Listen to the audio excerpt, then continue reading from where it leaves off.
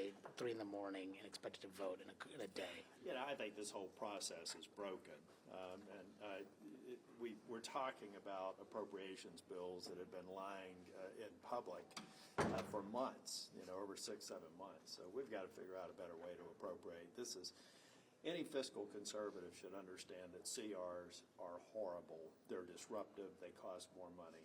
They prevent agencies from actually even saving money, sustaining bad practices, preventing good practices from being implemented. So to me, it's a bipartisan failure. We got to do better. Do you think a public hearing on TikTok would help or hurt its momentum?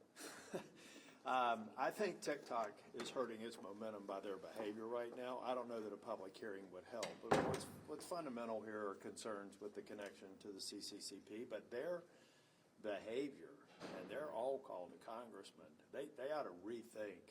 Anybody that works in their government relations organization should be fired. They should rethink their public outreach initiatives first and foremost. They've done a horrible job. Having that little girl or young girl call my office and threaten to shoot me and cut me, I'm not worried about that. I'm not trying to act like a victim.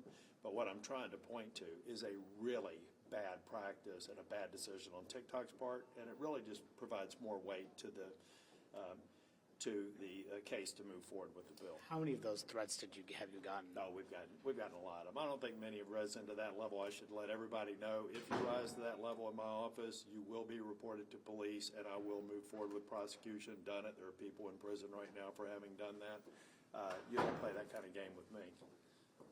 But, I mean, what do you think the TikTok's response to your everyone TikTok's response was, sort of please be nice or be responsible. I mean, but what they've done, I mean, if you took a totality, if you were able to get an inventory of all the calls to all the congressional offices, what you're seeing is that they do have a profound impact on young people, minors. I mean, they're really building the case that we have to do something more broadly with social media platforms. With a simple tweet, you can mislead these kids and get them to mobilize and make those sort of statements to a U.S. senator and congressman. I mean, it really points to the vulnerabilities that these social media platforms have. So the girl who called you was a minor? I'm guessing so, just by the, I think y'all probably heard the recording. I'm guessing so. Not a minor, then they're probably going to really regret they called my office. If they're a minor, I just want parents to talk to them and be aware of their actions. And be aware that a platform that they're participating on is the one that inspired them to do that. It seems like negotiations on the bipartisan tax deal have stalled. Do you think there's any hope for getting this package through this Congress? Well, I think negotiations, by definition, mean negotiating's occurring. And it's my understanding right now, Senator Wyden's pretty much stuck on a take it or leave it posture, and I don't think that bodes well for him.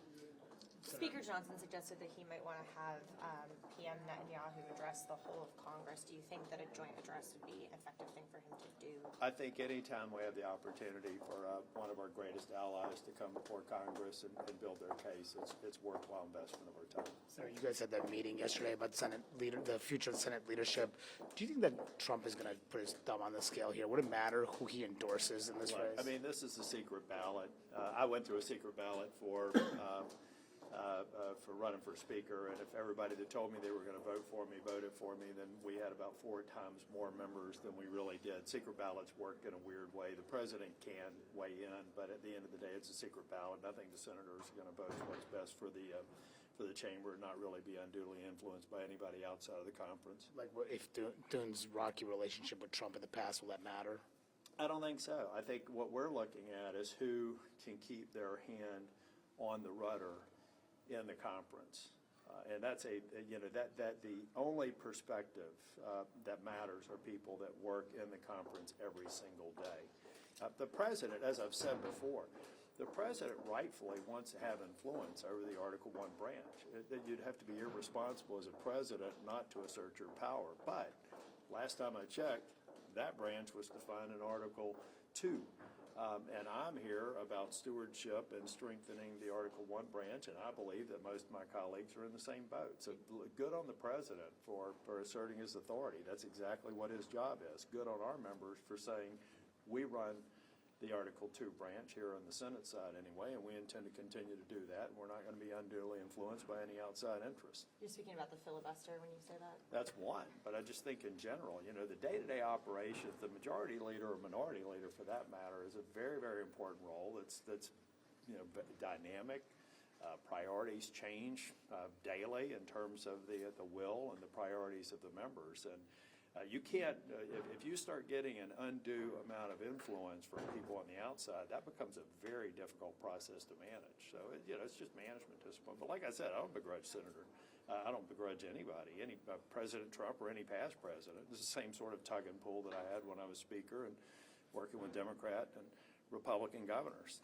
It's on us to assert our authority and not cave to any outside pressure that's not in the best interest of what Republicans are doing in the Senate. Thanks for your time. See you guys.